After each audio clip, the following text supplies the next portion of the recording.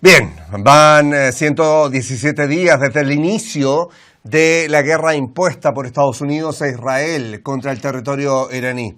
De eso ya ha cambiado el contexto absolutamente y estamos en posiciones diametralmente distintas de lo que ocurría en un comienzo, en cuanto a la postura de las partes involucradas, pero al mismo tiempo sobre aquellos que decidieron sumarse a cada una de estas coaliciones. Irán ha asumido que el ataque a su territorio también involucra dentro de sus partes los ataques allí en el Líbano y dice, mientras no cesen las hostilidades, esto no puede avanzar. Bueno, iniciamos el programa del día de hoy.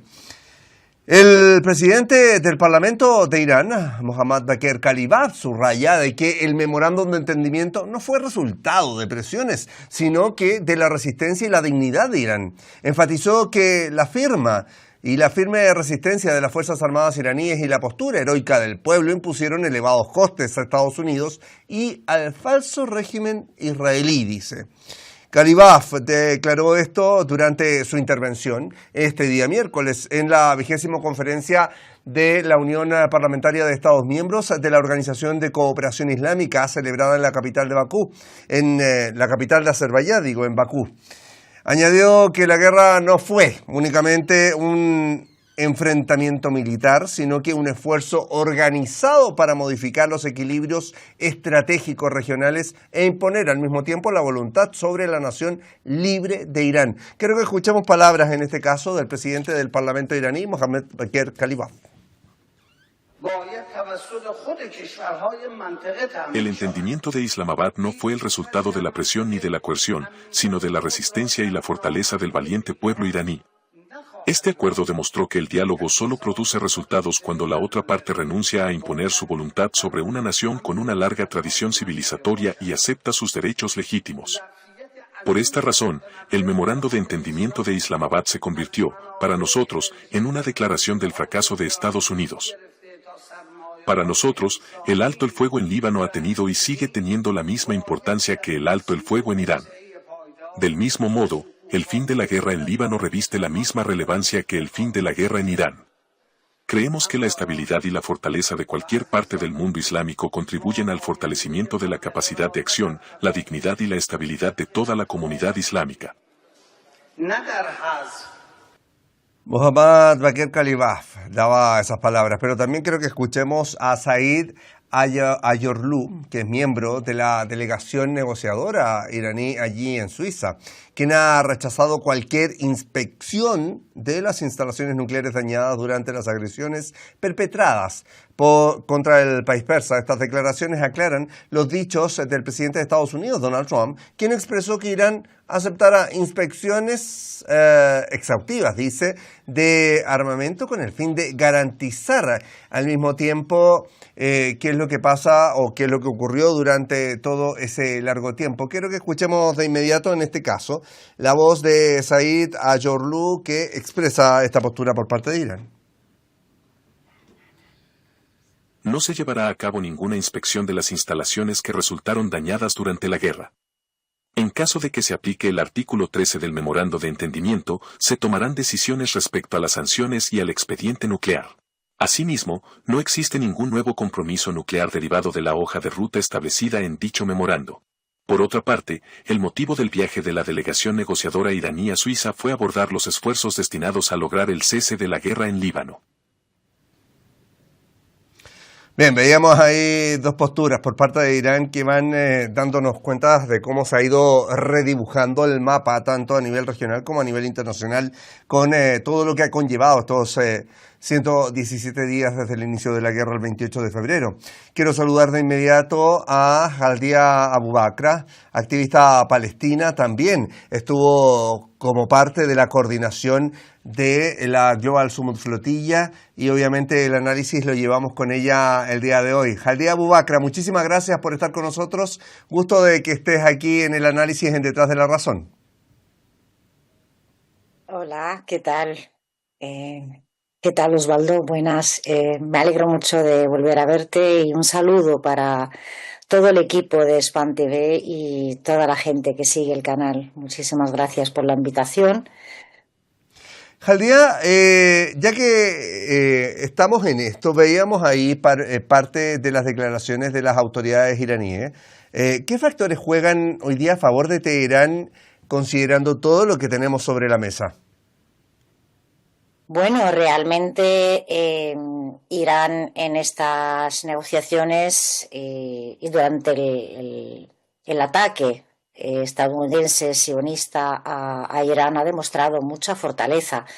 La principal fortaleza que ha demostrado es la capacidad de resistencia frente a una presión militar, económica, diplomática que ha sido durante muchísimos años y que también se produjo en un escenario en el que Estados Unidos e Israel estaban buscando o imaginaban que iban a conseguir la derrota o la rendición o incluso un cambio de gobierno en la República Islámica, y esto no se ha conseguido.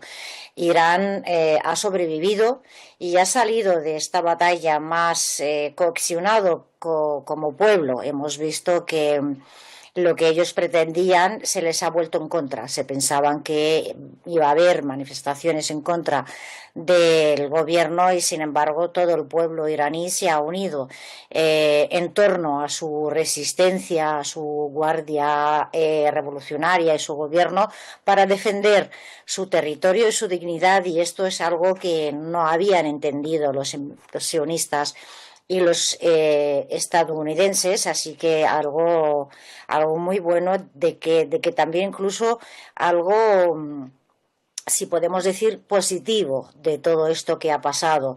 Por supuesto que Irán también tiene a su favor su capacidad militar, tanto misilística como a nivel de organización de su ejército y de sus defensas, y esto es algo muy importante. Juega a favor de Irán, por supuesto, el cambio en la opinión pública, sobre todo en el sur global, que ya ven a Irán como una parte indispensable de la resistencia contra el imperialismo, el sionismo, y el desgaste de la imagen de Estados Unidos como una hegemonía. Después del 7 de octubre y todo lo que ha pasado, el genocidio que se ha vivido y se sigue viviendo en Palestina, la imagen o el relato sionista también ha sido derrotado, y por lo tanto todo esto está jugando a favor de la República Islámica iraní, así que bueno, ha salido ganando Irán de esta batalla, y creemos que a partir de ahora las cosas van a ir cambiando. Jaldía Abu Bakr, quiero que te quedes aquí en línea con nosotros para revisar también otros aspectos, porque otra de las acciones que desarrolla Irán corresponde al rol de la Sociedad de la Media Luna Roja de Irán, obviamente, que ha documentado numerosas pruebas y también informes sobre crímenes de guerra atribuidos a Estados Unidos e Israel. Estos documentos han sido presentados, por ejemplo, ante la Fiscalía de la Corte Penal Internacional, la Organización de las Naciones Unidas, organismos de derechos humanos y organizaciones internacionales de ayuda humanitaria, según informó también el propio presidente de la entidad. Estoy hablando de Pir Hussein Koliband. Creo que también escuchemos palabras o las declaraciones, en este caso, del responsable de la Sociedad de la Media Luna Roja iraní. Durante la Tercera Guerra Impuesta, un total de 149.528 instalaciones civiles fueron objeto de ataques. De ellas, 123.647 eran viviendas y 24.450 establecimientos comerciales. Asimismo, 350 centros de salud, atención médica y emergencias, así como 56 instalaciones de la Media Luna Roja, fueron alcanzados por los bombardeos. En respuesta, la Vicepresidencia de Asuntos Internacionales de la Media Luna Roja llevó a cabo 35 comunicaciones oficiales con organismos internacionales. Los equipos de rescate de la Media Luna Roja lograron salvar con vida a 7.250 personas atrapadas bajo los escombros. Además, 10.000 heridos recibieron atención médica ambulatoria y se completaron las labores de localización y recuperación de todas las víctimas mortales. Bien, escuchábamos ahí a Pir Hussein Koliband, que es el presidente de la Sociedad de la Media Luna Roja iraní. Jaldía, ¿cuánto pesa todo esto para los objetivos de Washington e Israel también? Hablo de estos informes presentados a nivel internacional. ¿Y qué elementos, sin duda, hay que considerar hoy día? Bueno, en realidad, quizás a corto plazo esto no tiene mucho impacto, digamos, porque como sabemos, tanto Estados Unidos como Israel no suele importarles el tema de las documentaciones, de las denuncias ante instituciones internacionales, o no les importa todo lo que está pasando a nivel de informes de violación de derechos humanos. Sin embargo, a medio y largo plazo esto tiene mucha importancia porque va acumulando documentación, evidencias para futuras investigaciones a nivel internacional. Aumenta el coste político y reputacional de las operaciones militares. Esto refuerza también las campañas de solidaridad con Palestina, con la resistencia, con el eje de la resistencia en la región, y también ayuda a la hora de cuando se haga y se cumpla la rendición de cuentas por parte tanto de la entidad sionista Israel como por Estados Unidos. Debilita también esto el discurso occidental que siempre está basado en la defensa de derechos humanos, es la democracia y todo eso. Esa documentación de los hechos de las violaciones tanto por parte de Estados Unidos como de Israel debilita el discurso occidental, que siempre han intentado tergiversar la verdad sobre nuestra región, sobre las resistencias en la región y sobre la República Islámica en general. Y esto es muy importante, y hay que considerar también que lo que estamos viviendo no es una batalla militar solamente, es una batalla también por el relato, una batalla por el conocimiento, por difundir la verdad y combatir el relato y el discurso tanto de Estados Unidos como Israel. Así que hay que tenerlo muy en cuenta, lo que están haciendo de documentar las violaciones y los crímenes que están cometiendo tanto Estados Unidos como la entidad sionista, no solamente en Palestina, sino también en el Líbano. Haldía Abu Bakr, quiero también llevarte a revisar parte de lo que ocurre en redes sociales. El presidente de Irán, por ejemplo, Masoud Pezeshkian, ha destacado las afinidades entre Irán y Pakistán en este último tiempo. Sobre todo, recordemos que estuvo ahí en Islamabad con todas las autoridades pakistaníes. Revisemos esta y otras publicaciones hechas en la red social X para que sigamos profundizando. Mientras avanzan las conversaciones para implementar el reciente memorando de entendimiento entre Irán y Estados Unidos, Teherán ha reforzado su apuesta por la diplomacia regional. El presidente iraní, Masoud Pezeshkian, destacó la mediación de Pakistán y agradeció los esfuerzos de Islamabad para promover la estabilidad y la paz en la región. Durante su visita al país vecino, aseguró haber abordado con las máximas autoridades pakistaníes nuevas vías para ampliar la cooperación bilateral y fortalecer los lazos entre ambas naciones. En paralelo, Irán endureció su posición respecto a su programa nuclear. El viceministro de Asuntos Exteriores de Irán, Qasem Qaribabadi, afirmó que no se celebró ninguna reunión con el director general de la Agencia Internacional de Energía Atómica, Rafael Grossi, pese a la solicitud de este último. Además, dejó claro que no existe ningún plan para permitir el acceso a las instalaciones nucleares que fueron objeto de ataques recientes ni a los materiales nucleares relacionados. Según Teherán, cualquier discusión sobre inspecciones o transparencia nuclear quedará supeditada a un acuerdo final, sobre todo, a medidas concretas por parte de Occidente para levantar todas las sanciones. Mientras tanto, el debate político también continúa en Estados Unidos.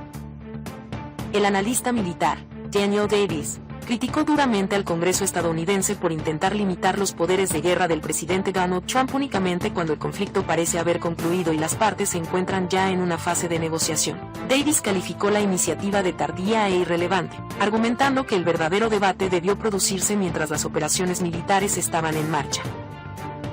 Con la guerra aparentemente contenida, las negociaciones diplomáticas ganando protagonismo y los actores regionales buscando reposicionarse, la atención internacional se centra ahora en si el actual proceso político podrá traducirse en una reducción duradera de las tensiones en Asia Occidental. Ahora bien, el ejército de Irán advirtió que el sistema hegemónico no es confiable y destacó que las Fuerzas Armadas de Irán seguirán defendiendo el país persa. El comandante de las Fuerzas Terrestres del ejército iraní, el general de brigada Ali Jahan Shahi, hizo hincapié en la necesidad de preservar la capacidad y el poderío defensivo del país. Ahora, en la 16ª reunión de jefes de instituciones y asesores de seguridad nacional de los países miembros de los BRICS, llevada a cabo en Nueva Delhi, en respuesta a los dichos de los representantes de Emiratos Árabes Unidos de afirmar haber sido atacados por Irán en los 40 primeros días de esta guerra, habló sin duda el subsecretario del Consejo Supremo de Seguridad Nacional de Irán para referirse a este tema. Estoy hablando de Qadir Nizamipur. Lo escuchamos. Todo el mundo fue testigo de que Estados Unidos y el régimen sionista fueron quienes iniciaron la agresión y provocaron la crisis en el estrecho de Hormuz. Parte de estas operaciones se llevaron a cabo desde bases militares ubicadas en territorio de Emiratos Árabes Unidos. Sin embargo, en lugar de condenar estas acciones hostiles, Emiratos Árabes Unidos participó directamente en la agresión al permitir que su territorio fuera utilizado como plataforma para ataques contra infraestructuras civiles de Irán, incluidos centros educativos y hospitales. Estamos con Jaldía Abubakra, activista palestina y también en el análisis internacional necesario.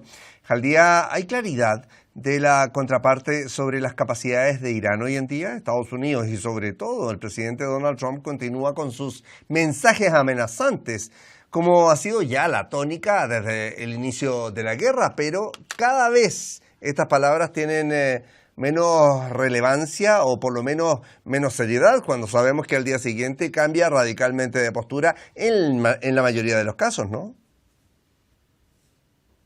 Bueno, quizás ahora mismo o actualmente hay más conocimiento, hay más claridad sobre las capacidades de Irán. Seguramente antes del ataque, la agresión de Estados Unidos y el sionismo a la República Islámica no conocían las capacidades que tenía Irán y actualmente o ahora después de la victoria de Irán, después de esa resistencia y de cómo ha respondido, han visto y han conocido las capacidades de Irán. Entonces, algo más de claridad sobre estas capacidades seguramente hay, pero tampoco del todo, porque siempre queda algo que no desconocen, aparte que juega en su contra también esa arrogancia o esta supremacía del imperialismo occidental, yanqui, del sionismo, y eso es lo que les juega en contra también, de no conocer a los pueblos que están resistiendo y sobre todo a la República Islámica que se ha estado preparando durante muchos años.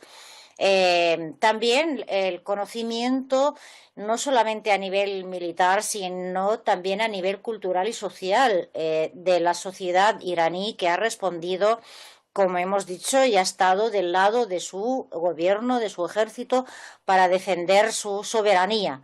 Es algo que muchos pueblos no entienden y ojalá todo el mundo actúe de la misma forma que ha actuado Irán, de luchar por la dignidad y por la soberanía y la autodeterminación de los pueblos, de tomar sus propias decisiones y no arrugarse, no ceder ante los mandatos tanto de Estados Unidos como del sionismo y esa intimidación que imponen a muchísimos pueblos. Esto no ha pasado con Irán.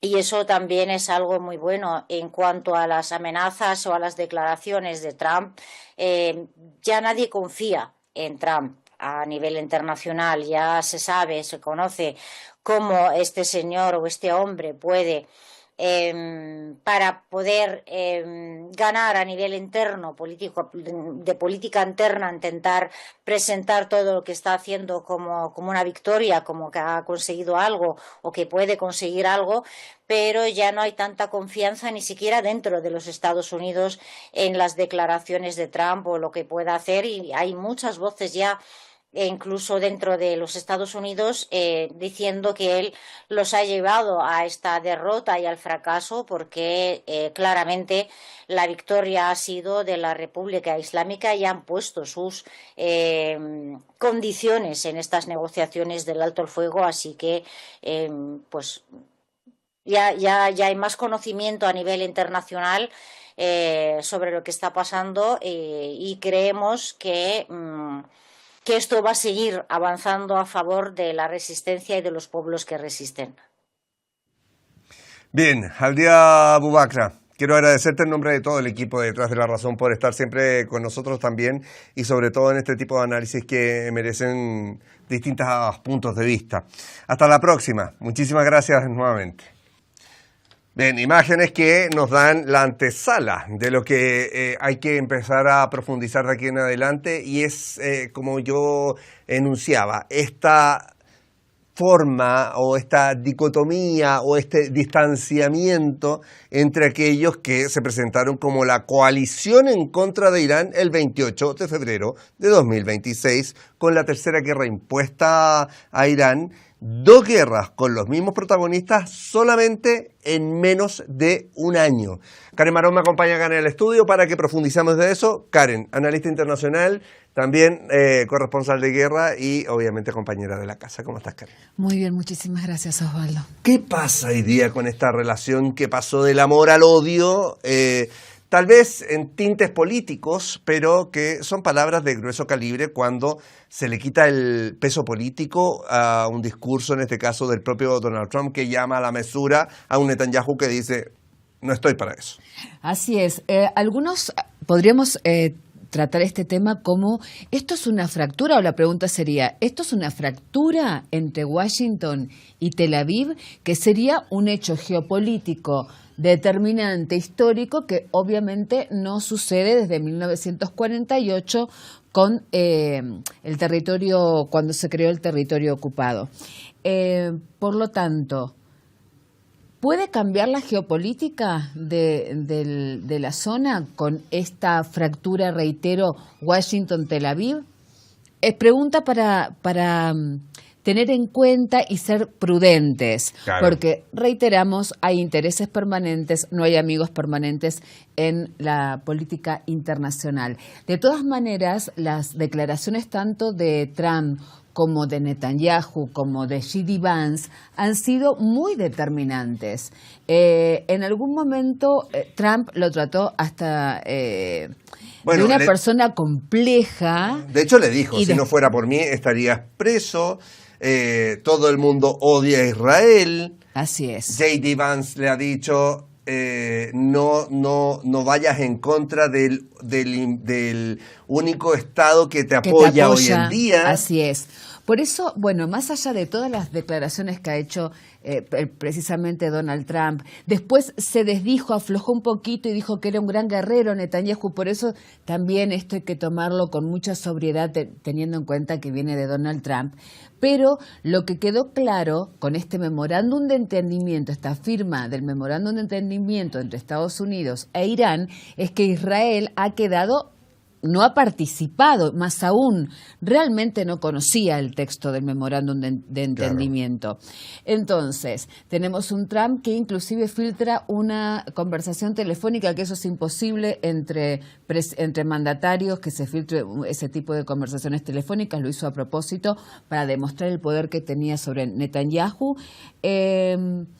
Y, bueno, lo fundamental aquí es que el factor clave es el Líbano, porque es un punto innegociable del memorándum de entendimiento. Quedan todavía 60 días y el Líbano, más allá de lo que después analizaremos de las declaraciones de cada uno de los actores del conflicto, es un factor clave, no solamente porque está siendo ocupado en este momento por Israel.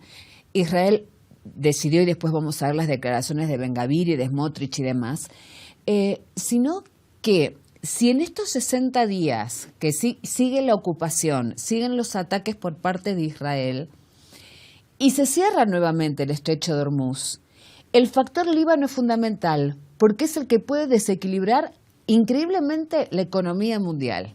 Y ahí estuvo el arma que más utilizó en el último tiempo Irán, demostrando que la desestabilización económica mundial es un factor que puede frenar incluso a la potencia estadounidense. Escuchemos palabras de Donald Trump de lo más reciente, que es necesario también. Veamos cómo va esta teleserie política entre estos dos aliados que hoy día están en esta ruptura en cuanto a posiciones. Primero revisamos a Donald Trump.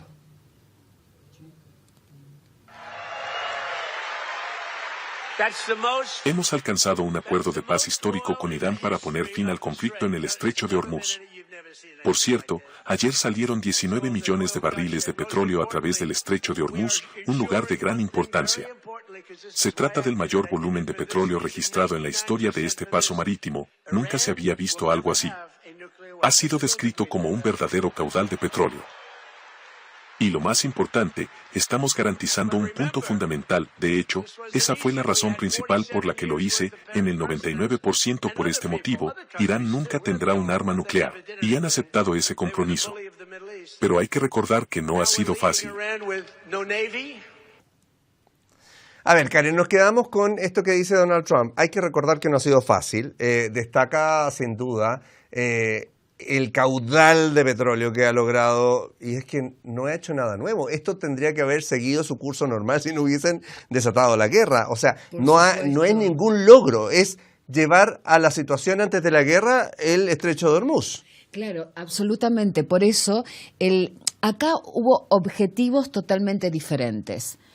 Reiteramos, Netanyahu le solicitó a 4 presidentes estadounidenses que participaran en una guerra impuesta, una guerra de agresión contra Irán. 4 dijeron que no absolutamente. El único que dijo que sí fue Donald Trump. Siempre digo lo mismo, la reunión en la pequeña oficina al lado de la oficina oval en la Casa Blanca. Tomó la decisión al contrario de todas las recomendaciones de sus funcionarios, inclusive Tulsi Gabbard, ex directora de la agencia de inteligencia que nucleaba 18 agencias de inteligencia, de Shouken, director nacional de contraterrorismo. Bien. Ahora, Trump si tenía algún objetivo que ha sido muy difuso en todo este tiempo que llevamos, que del inicio de 118 días, ¿verdad?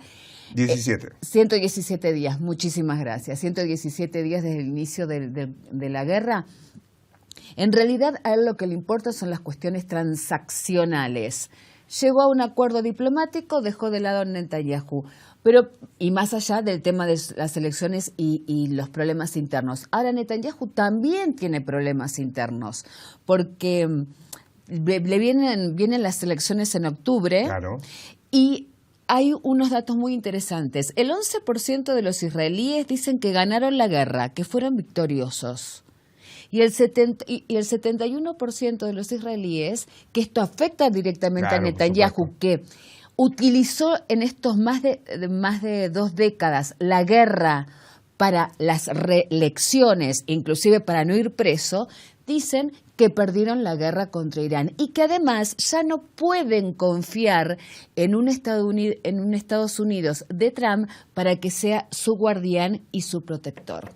Así que vamos a escuchar precisamente al primer ministro israelí Benjamín Netanyahu hablando sobre este tema. Afirmo que necesitamos un sistema independiente de producción de armamento. Debemos fabricar nuestras propias armas y liberarnos de cualquier dependencia externa. Es necesario seguir fortaleciendo nuestras capacidades, incorporar cada vez más tecnología y formar nuevas generaciones de comandantes como ustedes, porque, en última instancia, eso es lo que determinará nuestra posición y nuestra capacidad de influencia. Ahí estaba.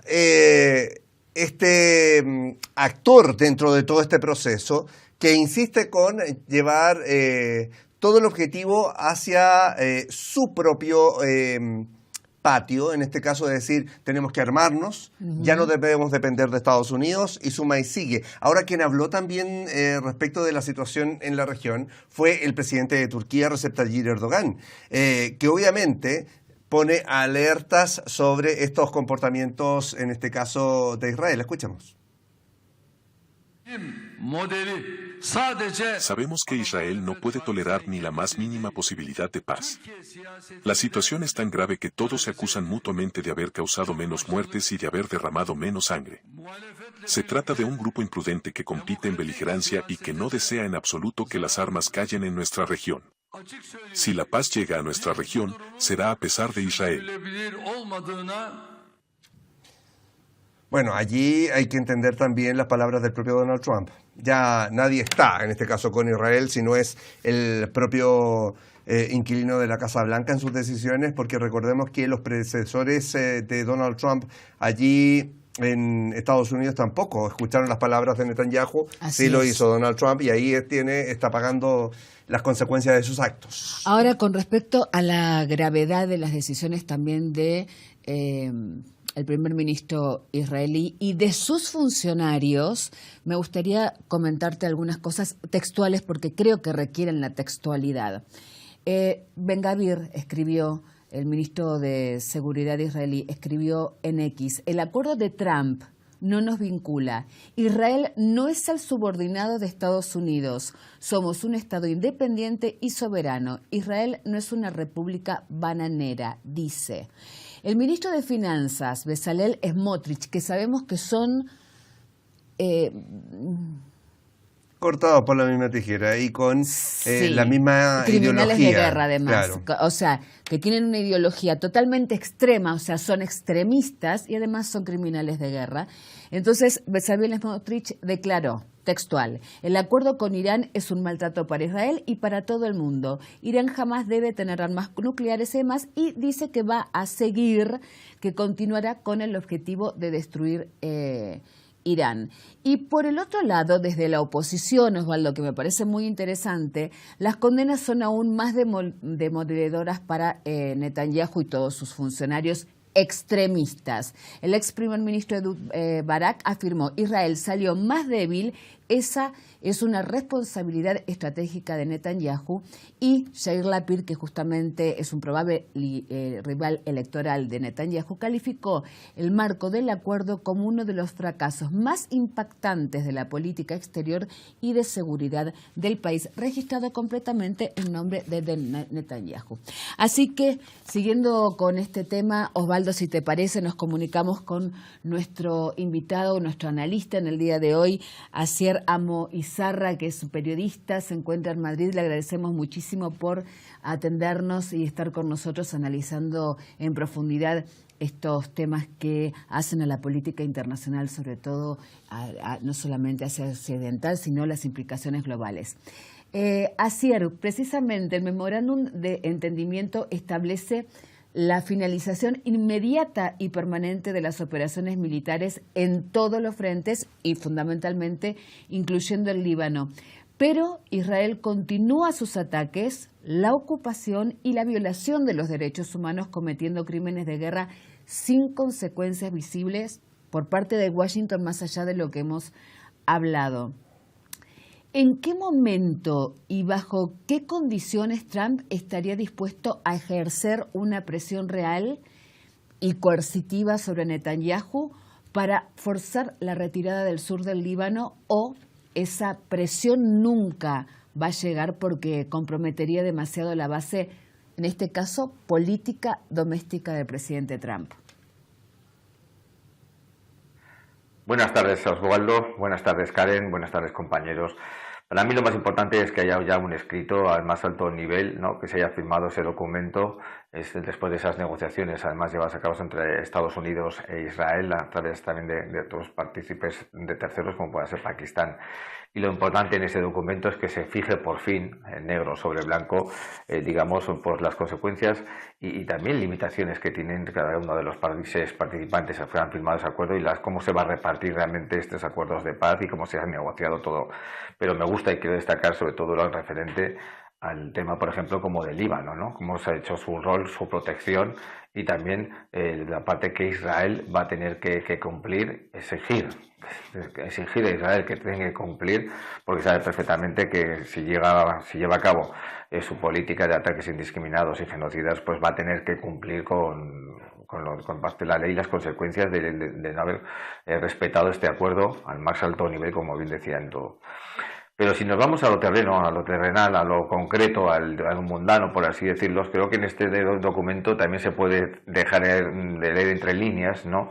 Lo que decimos los geopolíticos, que los expertos en geopolítica, que hay un apartado muy concreto y en el que se viene a decir que Donald Trump reconoce que se ha metido en esta guerra arrastrado por Benjamín Netanyahu, arrastrado por esas ansias expansionistas en geopolítica y también por esas ansias genocidas. Y también yo creo que entre líneas se puede, un poquito viendo los hechos, se puede reconocer que Donald Trump se ha visto como un títere en manos de Benjamín Netanyahu, sobre todo porque Benjamín Netanyahu ha utilizado esta cortina de humo, ¿no? Usando la violencia, la muerte y la destrucción para tapar otras cosas. Y en este caso, lo que más ha estado tapando con esa guerra fratricida, con esos ataques indiscriminados, es pues su política interior, ¿no? Esas acusaciones que mantiene desde hace tiempo, donde se le acusa de corrupción y otros, digamos, fallos en sus políticas o errores en sus políticas, errores buscados y en sus políticas internas. Creo que eso es lo que ha intentado hacer como una estrategia de patada hacia adelante, ¿no? De seguir hacia adelante, cuando sabía perfectamente que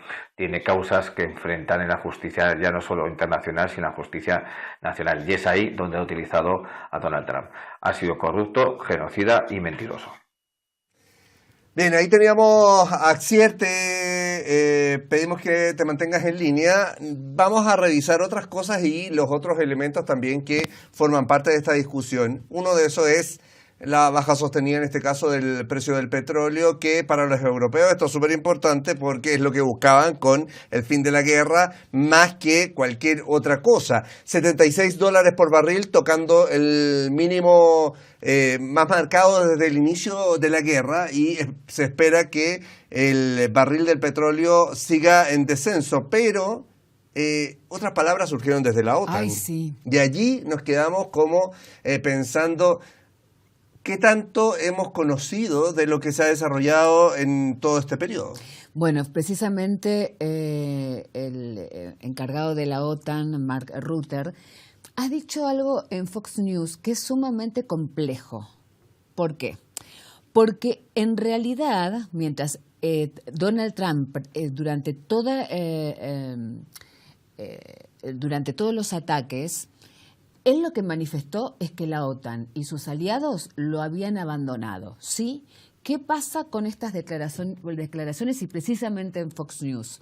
Lo que quiso hacer, de alguna manera, Rutte, es desmentir lo que dijo Trump, porque quiere que siga manteniéndose Trump dentro de la OTAN, pero lo que hace es una implicación bélica encubierta. Es absolutamente complejo desde el derecho internacional, porque no es solamente que algunos países, entre ellos Italia y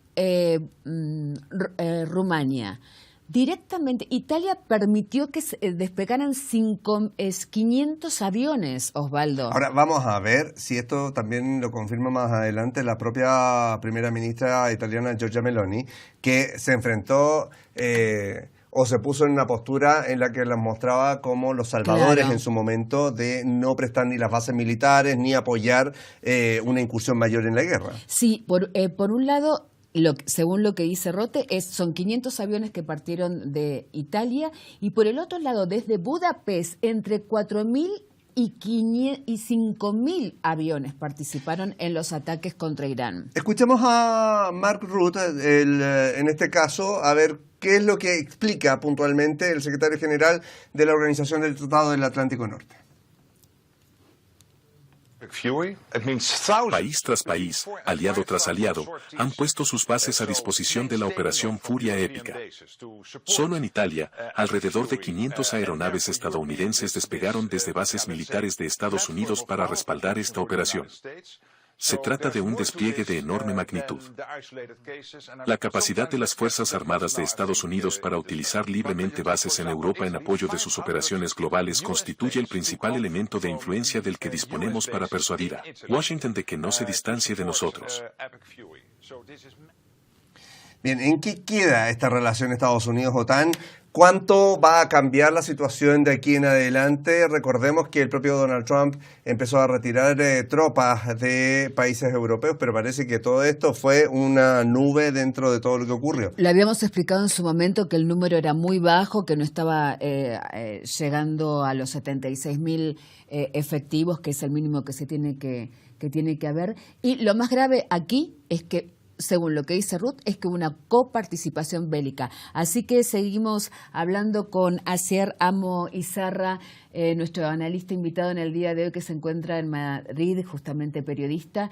Y en función de todo lo que está sucediendo, ¿cuál es la sostenibilidad real ante lo que ha sucedido, de esta alianza ante el próximo gran choque estratégico que se puede producir en el Indo-Pacífico, teniendo en cuenta la situación geopolítica, en el Ártico o en un rebrote del conflicto en Asia Occidental, donde las divergencias de interés entre Europa y Washington podrían ser aún más profundas, Asier? Nos encontramos ante un escenario muy difícil de predecir, porque recordemos una cosa, la situación aquí en este caso estamos hablando de Europa por un lado, como bien reconocíamos, pero aquí en este espacio de indoeuropeo o Indo-Pacífico son cosas muy diferentes. Los europeos están más acostumbrados a la desunión, están más acostumbrados también a no tener un objetivo común propio, ¿no? Por así decirlo. Y para mí lo que es más grave, están acostumbrados a la sumisión en la primera época, al triunvirato que formaban Alemania, Italia y Francia, por ejemplo, al inicio de la gran Unión Europea, ¿no? Con Merkel y demás, ¿no? Mitterrand, Sarkozy y otros actores políticos europeos. Y después también la sumisión hacia países como Reino Unido, ¿no? En este caso después se produjo el Brexit. Y ya por último, obviamente, esa sumisión que mantiene muy firme hacia Estados Unidos. Ni siquiera con Rusia tuvo un acercamiento tan fuerte como el que ha tenido con Estados Unidos en los últimos tiempos, y sobre todo con Donald Trump, y esa sumisión real y teatralizada todas las veces que Donald Trump se ha presentado o ha podido presentarse en la Unión Europea o abordar asuntos con estadistas europeos, ¿no? Con primeros ministros o presidentes. Pero en cambio nos encontramos enfrente con otro actor muy principal y que se encuentra en su mejor momento, hablándolo así, que es la República Popular China. La República Popular China además está acostumbrada siempre a negociar desde la fuerza, mantiene un perfil bajo, pero siempre renegocia desde la preponderancia, desde su posición de poder. Y en este caso estamos viendo que China se encuentra en su plenitud económica, su plenitud industrial, una plenitud también democrática, no digamos así entre comillas, ¿no? Pero es democrática, y por supuesto tiene una plenitud militar. Con eso, pues lo que quiero decir es que entonces sus negociaciones y su estrategia que está haciendo en los últimos tiempos pues ha venido marcada por esos factores y esas características de los últimos tiempos del gran gigante asiático. ¿Qué ocurre además? Que las negociaciones que está manteniendo en los últimos tiempos también se han hecho a falta de preponderancia, y en ese caso mantiene unos grandes tentáculos, ya no solo países del origen pacífico y asiático, sino también en África, cuenta con muchos intereses y muchos objetivos ya marcados, y que además le están ayudando a dar el salto a otros sitios y a otros lugares de otros continentes como el Oriente Medio o incluso en la propia Europa. Por eso, precisamente, hacer frente a esto, estamos ante una ocupación sionista de facto que se está consolidando durante la ventana de estos 60 días del memorándum de entendimiento. ¿Y cuál es el mecanismo para que Israel se retire del Líbano, y qué le costaría políticamente a Netanyahu hacerlo antes de las elecciones de octubre? Pues es que en este caso Israel no tiene ninguna otra posibilidad, ningún otro camino que respetar el documento firmado y las consecuencias y las condiciones de las que se derivan de ese documento firmado por Estados Unidos e Irán.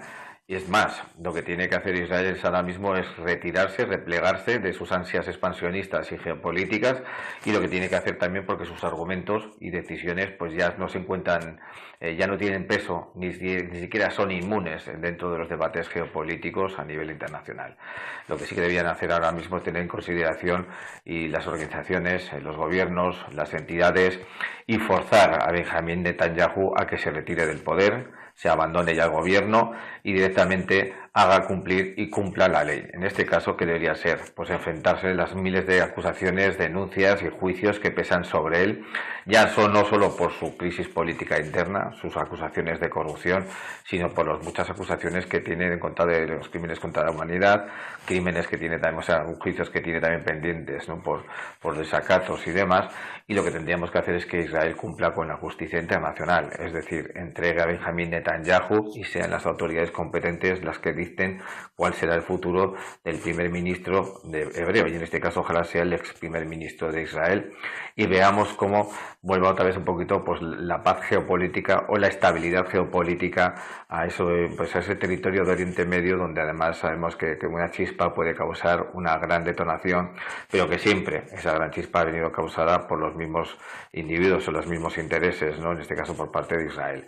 Así que lo que creo que hacer es que Benjamín Netanyahu se retire, o sea obligado a retirarse, si no es por cuestión de Donald Trump, que sea la propia población la que se levante y dictamine de una vez por todas qué quiere ser como país, como nación, si quiere realmente, bueno, pues mantenerse dentro de una constitución, de una soberanía jurisprudente, o en cambio quiere mantener esas ansias expansionistas y esas ansias de la fuerza y de, digamos, de la deshumanización de territorios cercanos. Y podría ser el epitafio político de Netanyahu, Osvaldo. Así es. Probablemente. Sin duda. Acción Moizarra, agradecerte por estar con nosotros el día de hoy en Detrás de la Razón, como siempre. Un fuerte abrazo en nombre de todo el equipo. Karen, como siempre, muchísimas gracias por estar acá. Nos vemos mañana, por supuesto. Muchísimas gracias a vos.